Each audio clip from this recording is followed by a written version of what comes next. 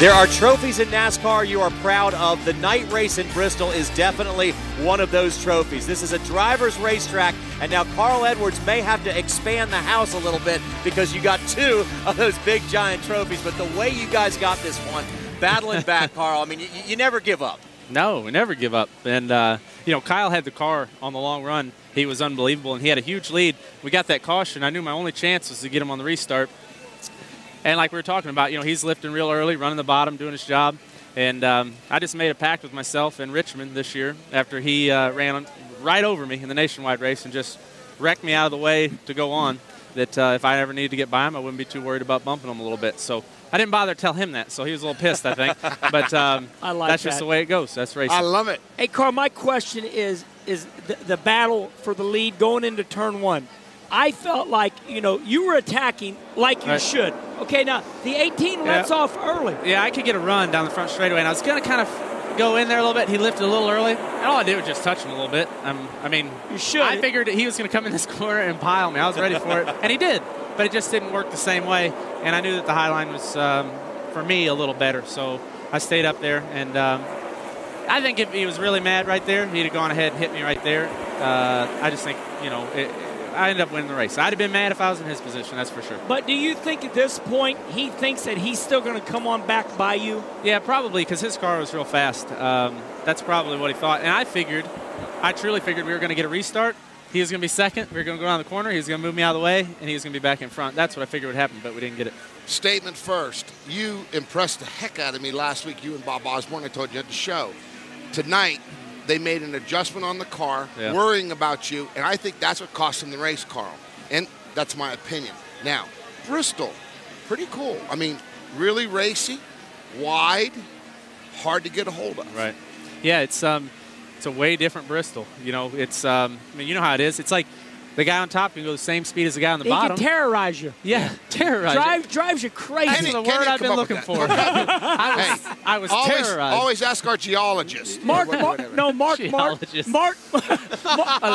a cunning linguist. Mark taught me that. Mark would go, that guy on that outside terrorized me all night long.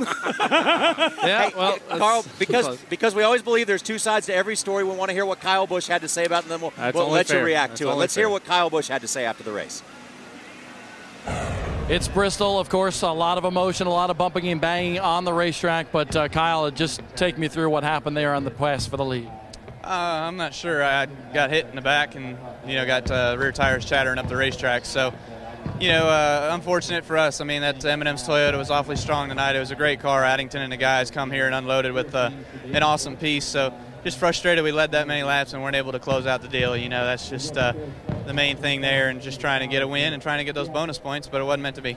And you knew, I know you came over the radio at one point and said, hey, I can't let him by because if he gets by, I might not be able to get him back. Yeah, I mean, Denny got to my outside there, and I had to race him clean, and you know, he got by me, and then I had to try to pass him back and just wasn't able to get it done soon enough on Denny to get up there and challenge Carl. I mean, our cars were pretty much the same all night, so it was going to be hard to close that gap of a straightaway.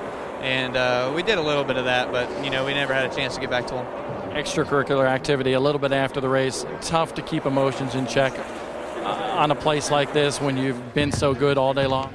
Well, I mean, when you lead that many laps and have that good of a race car and you have a guy that drives over you getting in the corner to try to pass you, and, you know, that's just that's not the way I would have wanted to race him. That's not the way I would have wanted to try to beat him, but that's the way he chose to do it, so he'll have his repercussions here later on. Kyle Busch with a nice top two finish here, but he wanted this win really, really bad. Now he's being called to the NASCAR hauler. So, Carl, what are your thoughts on that? That's as good as it gets. That's drama at Bristol. And, I mean, it could have just as well ended up the other way.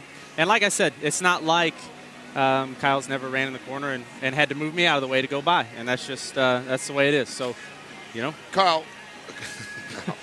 Carl, it's obvious with the success that you're having right now all year long and the success to 18, I'm believing that this is going to be a pretty neat deal here coming up the next, you know, 2 races to the chase, but then the next 10. Oh, yeah. The chase is going to be unbelievable. And you're ready for it. Yeah, I'm as ready as I can be. I came here to do one thing. That's win this thing. So, you know, the 18 and Kyle and Addington, those guys are good. You know, I mean, he's in front every week. So, you know, but it's my job to beat him, and that's That's what we did tonight, I guess. So 2 night wins for Carl Edwards. That's a heck of a thing to put on your resume. But let's now take a look at the Lowe's move of the race. And the guys back in the truck decided that this was probably the move of the race, even though it came on lap 501 tonight. First of all, Kyle got up into you.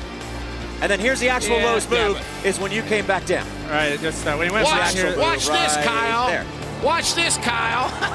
And I really like M&Ms. I mean, I don't have a problem. I'm the same way. I love M&Ms. Congratulations, Carl Edwards. Thanks. You did it again, man. 6th time this year. Thank you. Thanks, guys.